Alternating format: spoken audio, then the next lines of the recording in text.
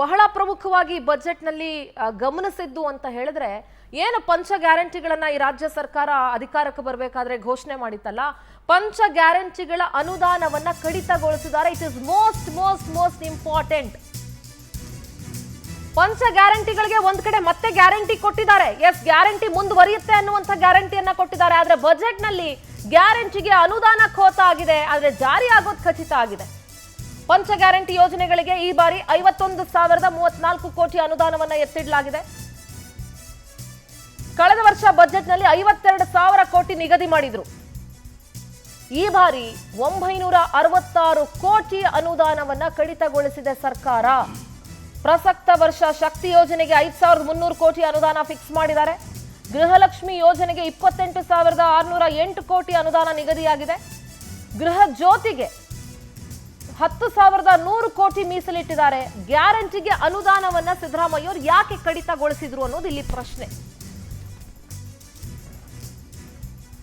ಈ ಪ್ರಶ್ನೆನ ನಾನು ಪ್ರಸಾದ್ ಗೌಡ್ರ ಹತ್ರ ಮಾತನಾಡ್ತೀನಿ. ಪ್ರಸಾದ್ ಜಿ, 966 ಕೋಟಿ ಅಂತಂದ್ರೆ ಹತ್ತತ್ರ 1,000 ಕೋಟಿಗೆ ಹತ್ತತ್ರ ಅದು, ಓಕೆನಾ? ಕಳೆದ ಬಾರಿ 58,000 ಕೋಟಿ ಇತ್ತು. ಈ ಬಾರಿ 51,334 ಕೋಟಿ ರೂಪಾಯಿನ ಬಜೆಟ್ಗೆ ಅಂತ ಮೀಸಲಿಟ್ಟಿದ್ದಾರೆ. ಅಂದ್ರೆ ಬಜೆಟ್ ಅಲ್ಲಿ ಗ್ಯಾರಂಟಿಗಳಿಗೆ ಮೀಸಲಿಟ್ಟಿದ್ದಾರೆ. ಇದು ನನಗೆ 2 ಪ್ರಶ್ನೆಗಳಿದಾವೆ. ಒಂದು, ಈ ಕಡಿತಗೊಳಿಸಿದಿರಲ್ಲ ಅನುದಾನನ ಬಜೆಟ್ಗೆ, ಅದು ಯಾವ ಲೆಕ್ಕದಲ್ಲಿ ಕಡಿತಗೊಳಿಸಿದ್ರಿ?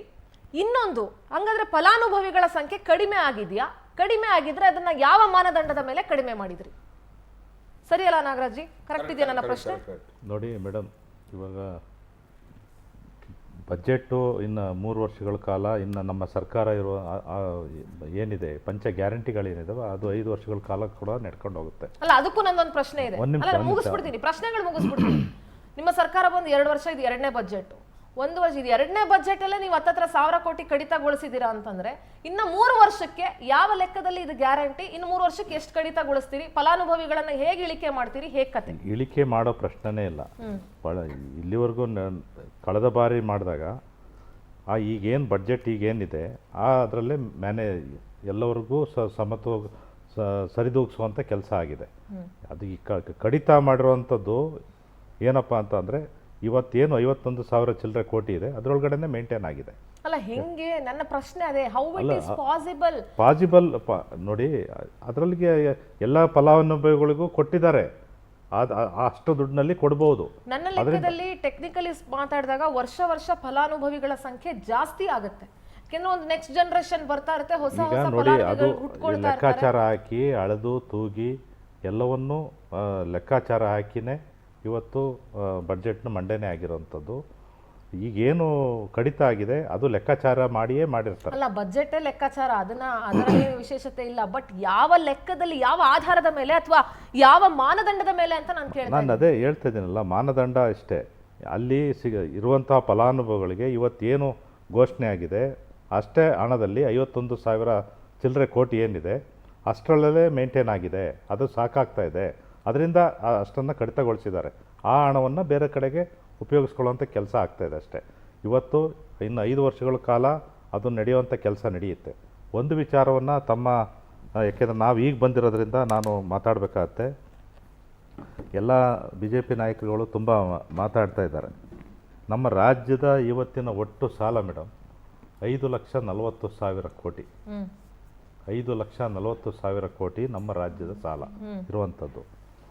ನಾವು ಕೇಂದ್ರಕ್ಕೆ ತೆರಿಗೆ ಕಟ್ತಾ ಇರೋವಂಥದ್ದು GST ತೆರಿಗೆ ಏನಿದೆ ಅದು 6.7 ಲಕ್ಷ ಕೋಟಿ ಒಂದು ವರ್ಷಕ್ಕೆ ನಾವು ಕರ್ನಾಟಕ ರಾಜ್ಯದಿಂದ ಕೇಂದ್ರಕ್ಕೆ ಕಟ್ತೀವಿ. ಅಂದರೆ ಅರ್ಥ, ನಾವು ಕೇಂದ್ರಕ್ಕೆ ಕಟ್ಟುವಂತಹ ತೆರಿಗೆ 6.7 ಲಕ್ಷ ಕೋಟಿ ತೆರಿಗೆ ಕಟ್ತೀವಿ. ನಮ್ಮ ಸಾಲ ಇರುವಂಥದ್ದು 5,40,000 ಕೋಟಿ.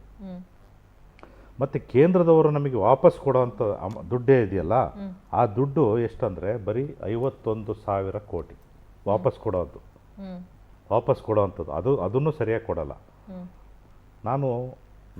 CT ರವಿ ಅವರು ಹೇಳ್ತಾಯಿದ್ರು, ತುಂಬ ಸಾಲ ಮಾಡಿ ಬಿಟ್ಬಿಟ್ಟಿದ್ದಾರೆ ಮುಖ್ಯಮಂತ್ರಿಗಳು ಅಂತ. ನಾನು ಅವ್ರಿಗೆ ಹೇಳೋದಕ್ಕೆ ಇಷ್ಟಪಡ್ತೀನಿ, ನಾವು ನಿಮ್ಮ ಕೇಂದ್ರಕ್ಕೆ ಕಟ್ಟುವ ತೆರಿಗೆ ಏನಿದೆ 6.7 ಲಕ್ಷ ಕೋಟಿ ಏನಿದೆ ಅದು ಒಂದು ವರ್ಷ ನಮ್ಮಲ್ಲೇ ಇದ್ದರೆ 5,40,000 ಕೋಟಿ ಹಣವನ್ನು ಒಂದೇ ಬಾರಿಗೆ ನಾವು ಎಲ್ಲ ಸಾಲವನ್ನು ತೀರಿಸಿ ಉಳಿದ ಹಣವನ್ನು ನಿಮಗೆ ದೇಣಿಗೆಯಾಗಿ ಕೊಡ್ತೀವಿ. ಇದು ಲೆಕ್ಕಾಚಾರದಲ್ಲಿ ಹೇಳ್ತಾ ಇರೋದು, ಸುಮ್ಮನೆ ಉಡಾಫೆಯಲ್ಲಿ ಹೇಳ್ತಾ ಇರೋದಲ್ಲ, ಲೆಕ್ಕ ಮಾಡಿ ಹೇಳ್ತಾ ಇರೋವಂಥದ್ದು. ಅಂದರೆ GST ಅನ್ನೋದು ತೆರಿಗೆನ ನಾವು ಹಿಂದೆ ನಾವು ಕಟ್ತಾ ಇರಲಿಲ್ಲ ಕೇಂದ್ರಕ್ಕೆ. ಆಗ ಕಟ್ತಾ ಇದ್ದಂಥ ಸಂದರ್ಭದಲ್ಲಿ ನಮ್ಮ ರಾಜ್ಯ, ಪಕ್ಷಾತೀತವಾಗಿ ಹೇಳ್ತೀನಿ, ಹೆಚ್ಚಾಗಿ ಸಾಲ ಇರ್ತಾ ಇರಲಿಲ್ಲ ನಮ್ಮ ರಾಜ್ಯದಲ್ಲಿ. ಇವಾಗ ನಾವು ಕೇಂದ್ರಕ್ಕೆ ನಾವು GST ಕಟ್ತಾ ಇದ್ದೀವಲ್ಲ, 6.7 ಲಕ್ಷ ಕೋಟಿ ಕಟ್ತಾ ಇದ್ದೀವಲ್ಲ, ಇದು ನಮಗೆ ಹೊರೆ ಆಗ್ತಾ ಇದೆ. ನಾನು ಹೇಳೋವಂಥದ್ದು, ಒಂದು ನಿಮಿಷ, ನಾವು ಹೆಚ್ಚಿಗೆ ಕಟ್ತೀವಿ. ನಮ್ಮ ಒಂದು ವರ್ಷದ್ದು ಮೇಡಮ್, ತಕ್ಕಂಗೆ ರಾಜ್ಯಕ್ಕೆ ಏನು ಬರಬೇಕು ಅದು ಕೇಂದ್ರದಿಂದ ಬರಲೇಬೇಕು. ಬರ್ತಾ ಇಲ್ಲ.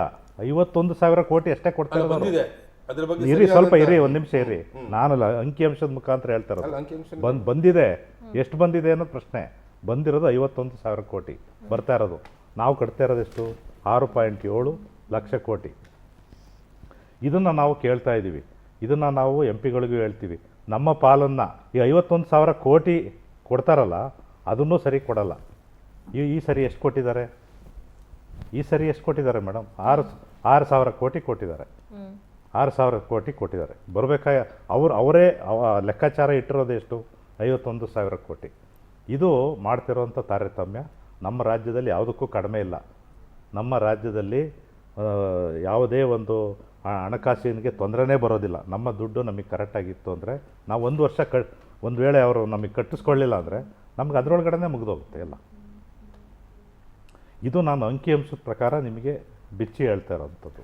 ಹಲವಾರು ವಿಷಯಗಳಿದ್ದಾವೆ. ನೀವು ಏನಾದರೂ ಪ್ರಶ್ನೆಗಳಿದ್ರೆ ಕೇಳಿ. ನಾನು ಕೇಳ್ತೀನಲ್ಲ ಸರ್, ಯಾವ ಆಧಾರದ ಮೇಲೆ ಅಷ್ಟು ದುಡ್ಡು ಕಡಿಮೆ ಆಯ್ತು ಅನ್ನೋದು ಒಂದು. ಇನ್ನು ಇವತ್ತಿನ ಬಜೆಟ್ ವಿಚಾರದಲ್ಲಿ ಗಮನಿಸಿದ್ರೆ, ಈಗ BJP ಇದು ಹಲಾಲ್ ಬಜೆಟ್, ಪಾಕ್ ಬಜೆಟ್ ಅಂತ ಹೇಳಿ ಸುಮ್ಮನೆ ಹೇಳ್ತಾ ಇದ್ದಾರೆ. ನಾನು ಅಂಕಿಅಂಶ ಬಿಟ್ಟು ಹೇಳ್ತಾ ಇದ್ದೀನಲ್ಲ, ಬರೀ ನನ್ನ ಏನಿದೆ ವಿಶ್ಲೇಷಣೆ ಏನಿದೆ ಅದಕ್ಕೆ ಅವ್ರ ಉತ್ತರ ಕೊಟ್ಬಿಡ್ಲಿ ಸರ್. ಹಲಾಲ್ ಬಡ್ಜೆಟ್ ಅಂತ ಹೇಳ್ಬೇಕು, ಹೇಳ್ತಾ ಇದ್ದೀರ ಅಷ್ಟೇ. ನಾನು ಹೇಳ್ತಾ ಇಲ್ವಾ? ಹಲಾಲ್ ಬಡ್ಜೆಟ್ ಅಂದರೆ ಹೇಳ್ತಾ ಇರೋರು ಹಲಾಲ್ಗಳು, ಹೇಳೋರ ಹಲಾಲು. ಇಲ್ಲಿಗೆ ಸರಿಯಾದ ಲೆಕ್ಕಾಚಾರ ಮಾಡಿ ಈ ರಾಜ್ಯವನ್ನು ಸರಿದಾರಿಯಲ್ಲಿ, ರಾಜ್ಯದ ಜನರಿಗೆ ಬಿಲೋ ಪವರ್ಟಿ ಲೈನ್ ಇರೋವಂಥ ಜನರನ್ನು ಕೂಡ ಇವತ್ತು ನೆಮ್ಮದಿಯಾಗಿ ಬದುಕನ್ನು ಕೊಟ್ಟು ರಾಜ್ಯವನ್ನು ಒಂದು ಒಳ್ಳೆಯ ದಾರಿಯಲ್ಲಿ ತೆಗೆದುಕೊಂಡು ಅಭಿವೃದ್ಧಿ ಕಾರ್ಯಗಳನ್ನು ಮಾಡ್ತಾ, ಬೆಂಗಳೂರು ಬಗ್ಗೆನೂ ಹೇಳ್ತೀನಿ ನಾನು, ಬೆಂಗಳೂರಿಗೆ ಏನೇನು ಕೊಟ್ಟಿದ್ದಾರೆ ಈ ಬಡ್ಜೆಟಲ್ಲಿ ಅಂತ. ಈಗ ಬೆಂಗಳೂರು ಸೇಫ್ ಸಿಟಿ ಯೋಜನೆಗೆ 667 ಕೋಟಿ ಮೀಸಲಿಟ್ಟಿದ್ದಾರೆ. ಮೇಡಮ್, ಬೆಂಗಳೂರು ಬಗ್ಗೆ ಹೇಳ್ಬಿಡ್ತೀನಿ ಕೇಳಿ.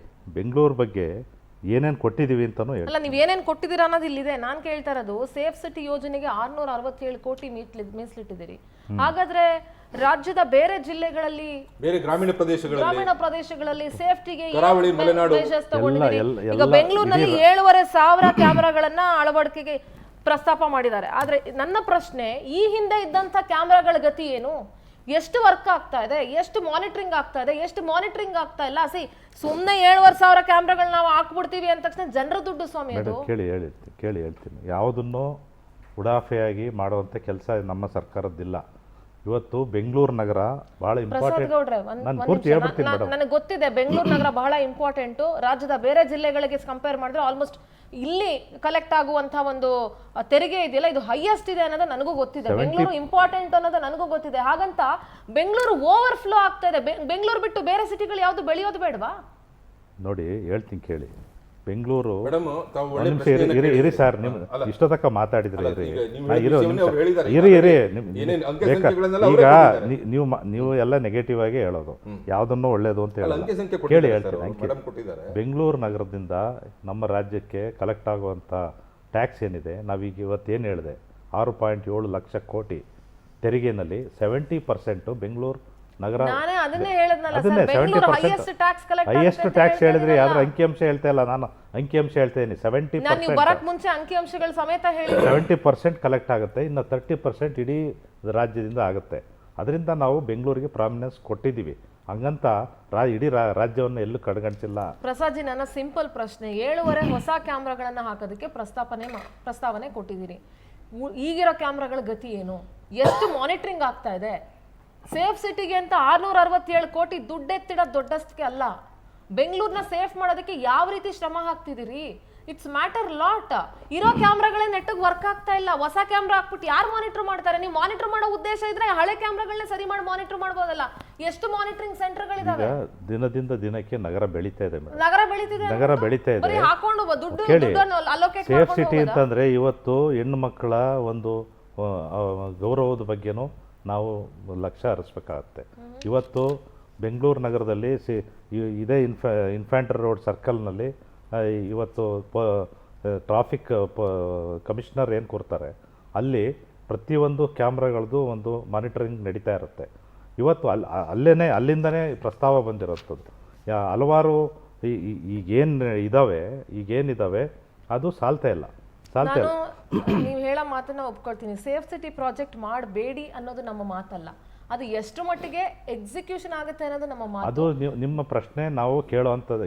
ನೀವು ಕೇಳಬೇಕಾದ್ರೆ ನಾವು ಅದನ್ನು ನಾನು ಸ್ವಾಗತ ಮಾಡ್ತೀನಿ. ನೀವು ಕೇಳೋವಂಥದ್ದು ಅದನ್ನು ಇವತ್ತೇನು ಕ್ಯಾಮ್ರಾಗಳು ಒಂದು ವೇಳೆ ಕೆಲಸ ಮಾಡ್ತಾ ಇಲ್ಲ ಅಂದರೆ ಅದನ್ನು ಎಕ್ಸಿಕ್ಯೂಷನ್ ಮಾಡೋವಂಥವ್ರು ಮಾಡೇ ಮಾಡ್ತಾರೆ. ಅದನ್ನು ಕ್ಯಾಮ್ರಾ ಕೆಟ್ಟೋಗಿದ್ರೆ ಅದಕ್ಕೆಲ್ಲ ಏನು ಗುತ್ತಿಗೆ ಕೊಟ್ಟಿರ್ತಾರೆ. ಕಾಂಗ್ರೆಸ್ ವಕ್ತಾರರವರು ಒಂದು ಮಾತನ್ನು ಹೇಳಿದ್ರು, ಅದನ್ನು ಒಪ್ಕೊಳ್ಳುವ. 75% ಟ್ಯಾಕ್ಸ್ ಅನ್ನ ಬೆಂಗಳೂರು ಕೊಡ್ತದೆ. ನಮಗೆ ಬೆಂಗಳೂರು ಬಗ್ಗೆ ನಮಗೆ ತುಂಬಾ ಹೆಮ್ಮೆ ಇದೆ, ನಮ್ಮ ರಾಜಧಾನಿ. ಆದ್ರೆ 75% ಟ್ಯಾಕ್ಸ್ ಕೊಡುವಂತ ಜನರನ್ನ ತಯಾರು ಮಾಡಿರುವಂಥದ್ದು ಯಾವುದು ಅಂತ ಕೇಳಿದ್ರೆ ಗ್ರಾಮೀಣ ಪ್ರದೇಶಗಳು. ಅವ್ರನ್ನೆಲ್ಲ ವಿದ್ಯೆ ಬುದ್ಧಿ ಎಲ್ಲ ಕೊಟ್ಟು ಅವ್ರನ್ನ ಈ ಶಿಕ್ಷಣ ಮಾಡಿ 75% ಟ್ಯಾಕ್ಸ್ ಕೊಡ್ರಪ್ಪ ಅಂತ ಹೇಳಿ ಕಳಿಸಿರೋದು ಯಾವುದು? ಆಮೇಲೆ ಹೆಚ್ಚಿನ ಆಹಾರ, ಕೃಷಿ ಇಲಾಖೆಯಲ್ಲಿ ಹೆಚ್ಚಿನ ಬದಲಾವಣೆ ಆಗಿದೆಯಾ ಹೊರತು ಕೃಷಿಗೆ ಏನಿಲ್ಲ, ಮೇಜರ್ ರೆವಲ್ಯೂಷನರಿ ಚೇಂಜಸ್ ಅನ್ನುವಂತ ನೀರಾವರಿಗೇನಿಲ್ಲ, ಕೈಗಾರಿಕೆಗೇನಿಲ್ಲ.